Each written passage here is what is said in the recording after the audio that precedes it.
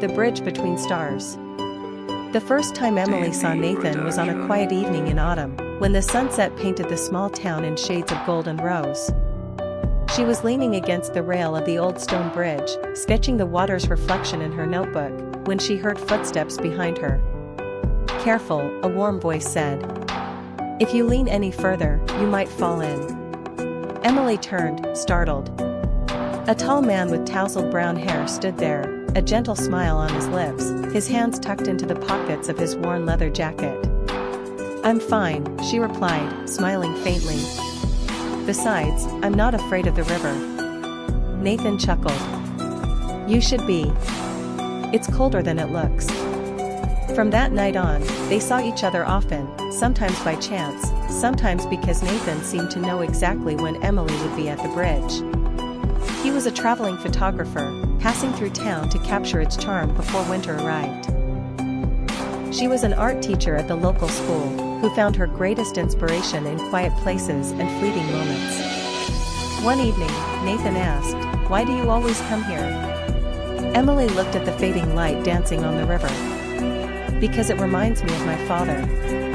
He used to bring me here to watch the sunset. After he passed away, I kept coming back. It feels like he's still here somehow." Nathan didn't reply right away. Instead, he took a picture of her, soft, unposed, with the sunset framing her face. "Now I'll remember you like this," he said quietly. Days turned into weeks. Autumn gave way to the first snow. Nathan's stay was supposed to end, but somehow, he kept finding reasons to stay just a little longer.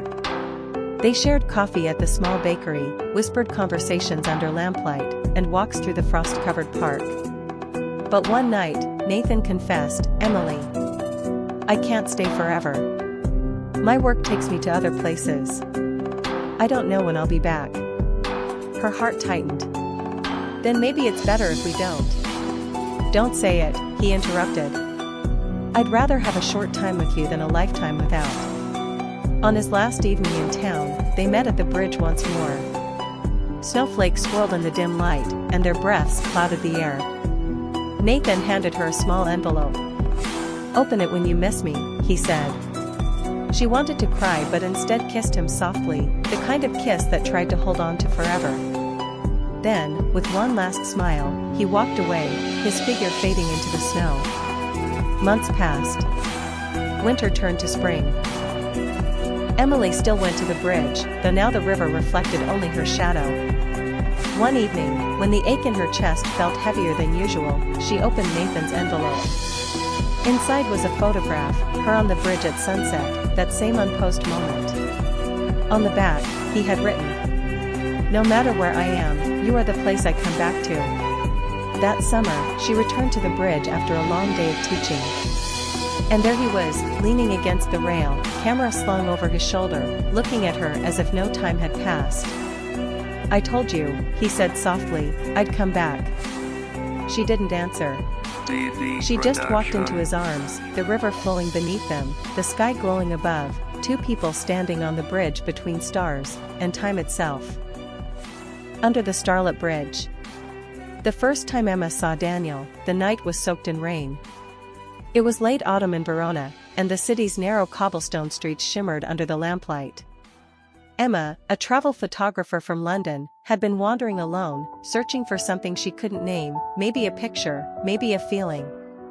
Her umbrella had broken in the wind, and she was drenched when she found shelter beneath an old stone bridge by the Adige River. That's where she saw him. Daniel stood at the other end, leaning on the railing, his dark coat speckled with rain. He was sketching something in a small notebook, his hand steady despite the cold. There was a certain quiet elegance about him, the kind that made you curious without knowing why. Emma was about to leave when he spoke without looking up. "Beautiful, isn't it?" His voice was warm, deep, and calm. She glanced at the water, thinking he meant the river. Yes. Though it feels more like the world's crying tonight. Daniel smiled faintly, still drawing. Sometimes, that's when beauty is easiest to see. They talked for hours under the bridge, the sound of rain like soft applause around them. Emma learned that Daniel was an architect from Florence, in Verona for a restoration project. He, in turn, discovered her love for photography and how she chased sunsets in different cities, believing each sky carried a different emotion. When the rain finally stopped, they parted with a promise, not to meet again by plan, but by chance, as if fate would decide. The second meeting. 2 weeks later, fate kept its word. Emma was photographing the Piazza del Erbe when she noticed him again, sketching near a flower stall. He seemed surprised but pleased to see her. They spent the day together, sipping espresso at a tiny cafe, wandering through antique shops, crossing quiet bridges lit by golden lamps. And so began a quiet rhythm. They never exchanged numbers, never made concrete plans. Yet somehow, their paths crossed again and again, at a bookshop on Via Mazzini, at a small gallery opening, at the very bridge where they first met. The Night of the Lanterns. One evening, Daniel invited Emma to a lantern festival on the riverbank. Hundreds of glowing lanterns drifted into the night sky, their reflections trembling on the water. Daniel handed her a pen. "Write a wish," he said. Emma hesitated. She wanted to write "Don't let this end," but instead she wrote, "Find the courage to stay." They released their lanterns together. The wind carried them upward, side by side. A choice. But Emma's time in Verona was running out. She had another photography assignment in Paris. Daniel had work that kept him rooted in Italy. Their moments were fragile, stitched together by coincidence and stolen evenings. On her last night, they returned to the starlit bridge. The moon was full, and the city was quiet. "You'll leave tomorrow," he said, his voice heavy. "Yes." She tried to smile. "And you'll keep building your bridges." Daniel looked at her, really looked, as if memorizing every line of her face. "Some bridges," he said softly, "aren't meant for buildings. They're meant for crossing, to find someone." Then he took her hands. "Stay." The river whispered between them. Her heart ached with the weight of decision. Under the starlit bridge. Emma never boarded the train the next morning. Instead, she found herself back at the bridge, camera in hand. Daniel was already there, as if he'd known. No words were needed, they simply walked, side by side, through the quiet streets of Verona. And in that moment, Emma realized that sometimes love isn't about chasing sunsets in faraway skies. Sometimes, it's about finding someone who makes the night feel like home.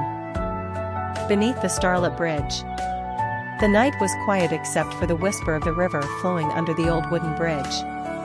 Lanterns swayed gently along the railings, their golden light shimmering on the water's surface. In the distance, the town was still alive with soft music and laughter, but here, under the silver glow of the moon, it felt like the world had paused. Elena had always loved this bridge. It was where she came to think, to breathe, and sometimes, though she never admitted it, to dream of him. Daniel. They had met 3 years ago in the most ordinary way imaginable. She had been carrying a stack of books home from the town library when the strap of her bag broke, sending them tumbling to the ground. Daniel had been passing by, his hands in his coat pockets, but he stopped immediately. Without a word, he knelt, gathered the books, and looked up at her with a smile so warm it seemed to melt the late autumn chill. From then on, their paths kept crossing. Sometimes by coincidence, sometimes because Daniel found small excuses, like returning a book he never actually borrowed, or claiming he just happened to be walking in her neighborhood. Their conversations began shyly, always brief, but with a kind of quiet magic in every exchange. By spring, they were inseparable. They spent afternoons exploring narrow alleyways, sipping coffee in hidden cafes, and sharing their dreams under the cherry blossoms. Elena learned that Daniel was an artist, though he rarely showed his work. "It's not ready," he would say, "but when it is, you'll be the first to see it." But love, as she discovered, was not always a straight path. That summer, Daniel received an offer to study art abroad, a chance he had dreamed of for years. He didn't want to leave her, yet she knew she couldn't be the reason he stayed. On the night before his departure, they met on the bridge. He held her hands in his voice breaking as he whispered, "Wait for me. No matter how long it takes, I'll find my way back." 2 years passed. Letters came, at first often, then less so, though each was filled with sketches of the places he'd been: sunset over a Paris street, a rainy window in Florence, a tiny cafe in Lisbon. Elena answered every one, though sometimes she wondered if distance would quietly erase what they had. And yet, she waited. On the third winter after he left, Elena returned to the bridge.